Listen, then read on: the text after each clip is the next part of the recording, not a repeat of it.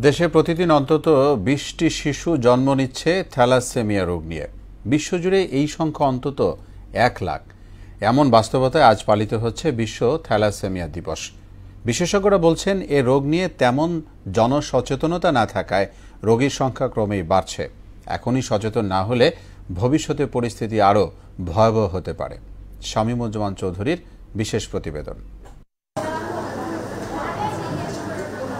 বাংলাদেশে প্রতিদিন অন্তত ২০টি শিশুর জন্ম হচ্ছে থ্যালাসেমিয়া রোগ নিয়ে। ১ দশকের ব্যবধানে যা দ্বিগুণেরও বেশি। থ্যালাসেমিয়া ফাউন্ডেশনের তথ্য অনুযায়ী দেশে মোট জনসংখ্যার ১১.৪% বা ১,৮২,০০,০০০ মানুষ এই রোগের বাহক। থ্যালাসেমিয়ার বাহক মানেই তিনি এ রোগে আক্রান্ত নন, তবে দুই বাহকের মাধ্যমে জন্ম নেয়া সন্তানের ২৫% সুস্থ, ৫০% বাহক ও ২৫% রোগী হিসাবে জন্ম নেওয়ার সম্ভাবনা থাকে। থ্যালাসেমিয়া বংশগত রোগ। রোগীর রক্তে হিমোগ্লোবিনের উৎপাদন প্রয়োজনের চেয়ে কম হয়।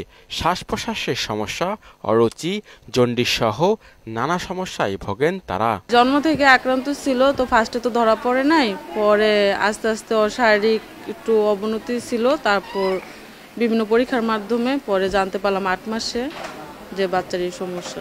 ৬ মাস থেকে আমার বাচ্চার থ্যালাসেমিয়া, আমি এখানে ট্রিটমেন্ট নিতে আসি। বাচ্চা এখন ঠিক আছে, কিন্তু প্রতি মাসেই ব্লাড দিতে হয় আর কি। থ্যালাসেমিয়া হলে সারা জীবনই চিকিৎসা নিতে হয়, যা অত্যন্ত ব্যয়বহুল। ফলে প্রতিরোধেই গুরুত্ব দিচ্ছেন চিকিৎসকেরা।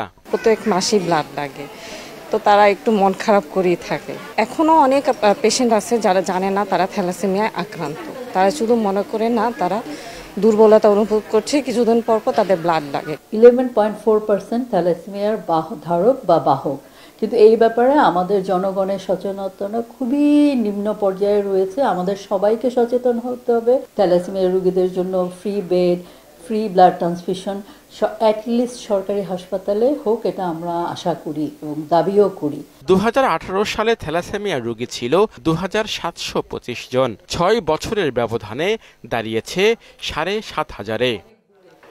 বাংলাদেশে থ্যালাসেমিয়া রোগীর চিকিৎসা সহজলভ্য করার জন্য সরকারি বেসরকারি উদ্যোগের পাশাপাশি সমাজের বিত্তবানদের এগিয়ে আসার আহ্বান সংশ্লিষ্টদের।